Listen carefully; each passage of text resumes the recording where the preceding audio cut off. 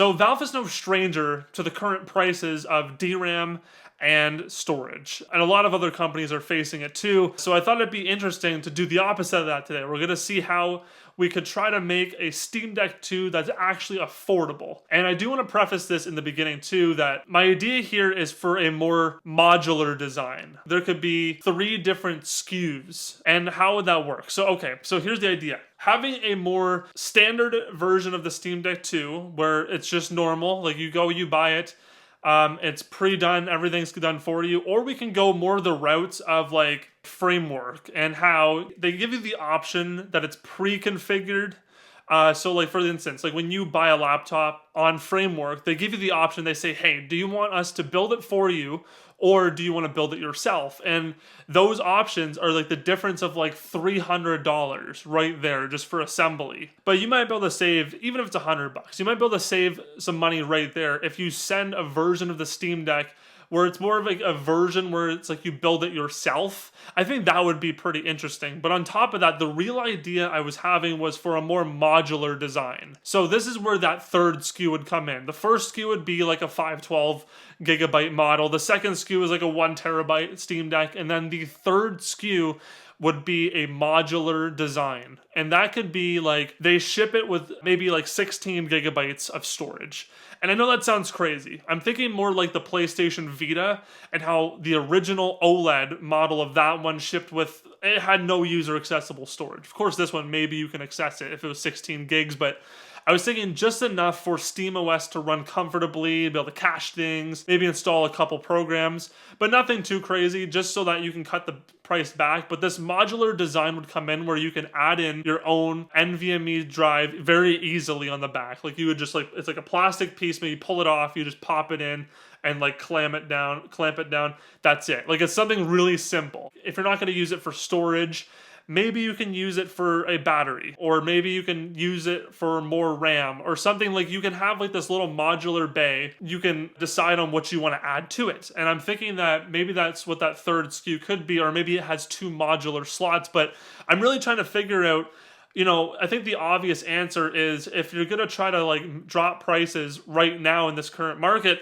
you kind of have to just take out what's expensive. I don't know what they would call it. Maybe like an Enthusiast Edition of the Steam Deck 2, where it's like you build it yourself and it doesn't have RAM and storage, and it's like a $300 device. For the people who already have some of those parts available to them that they purchased in the past, maybe they can utilize somehow in this current build. It's not going to do any harm if they did do that, because having it where it's a third SKU alongside the original 2, it wouldn't actually affect really anything because it's just an extra model in the lineup anyway. Realistically, I don't think Valve is actually going to do this, mainly because it's just such an out there idea. I know that would absolutely get some backlash. It really did on the PlayStation Vita. Believe me, I was not a fan of it, but the reason that the Vita didn't have success with it was because they used proprietary memory cards. Like you couldn't just pop in any old memory card. Like you had to use like this whole proprietary system. And that was not, and they were very expensive. So it was not a very good situation there. But I do think that if Valve was to somehow like if it was like with storage or RAM, or even offering up a more robust battery, like if you can just like want to pop it in or something, it could work really, really well. Even on the if it was like on the other models as well, like if you had like the pre-configured version where it's installed on the inside, or maybe you can have it on there. I don't know. There's so many options to how this could actually go, but I really do think the idea of a modular bay makes a lot of cool ideas. I think some of the coolest things you could do would just be like a battery, like maybe open it up so you can have like it would last longer on the back, like something, just a couple like pins. I don't know how they would do it, but there's so many like options to something you could do with a modular port. Like even like the actual thing on the inside, maybe you could take that out and pop in, like hot swap something else so that maybe like a battery does work, or maybe you want it to be storage, or maybe you want more RAM, or maybe you want something maybe more ports. You know what I mean? Like you could have like, you can just open it up. And I think that'd be cool if you had like an eGPU available, like if you can have like a port where you can plug it in so that you can just have like an external graphics card and like get all the power. Because a lot of people I know tried to use the original Steam Deck as like an actual computer, And like I wanted to do that too with mine, but like it just doesn't suffice. You know what I mean? Like when you sit at your desk, you kind of need all the performance kind of like available to you. And when you're portable, it doesn't matter if it's as good, it just has to be good enough, right? To work. And I think that's one of the things. So if you had the ability to even add like a new port or something for an eGPU, that would be pretty cool too. Or even like LCAM memory or whatever it's called now.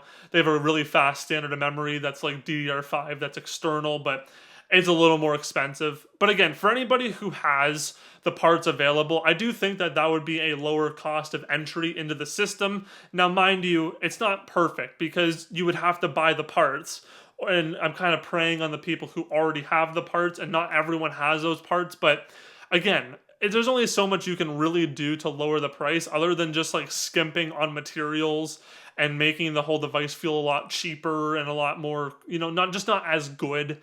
There's always like little things you can do, like you can just like use more plastic, skip on metals. You can always skimp on things, but you don't want to be doing that. So if there's just an option, like an extra SKU, that wouldn't be too bad. Anyways, that's all I got for now. If you like the video, make sure to like it, and if you don't, then dislike it. You know what I mean? Comment down below. What are your thoughts on all this whole idea? Do you have any thoughts to add to this, or are you gonna get a Steam Deck 2 whenever that comes out? I know Valve was saying 2028, or that's what the rumors have been saying. Valve didn't say that. The rumors have been saying 2028, and a lot of things are pointing to that. There's also one more thing, is that ARM is supposed to be another thing that they might kind of use as well. So that's another thing. I might make a video on that. But anyways, thank you so much for watching, and I'll see you in the next one.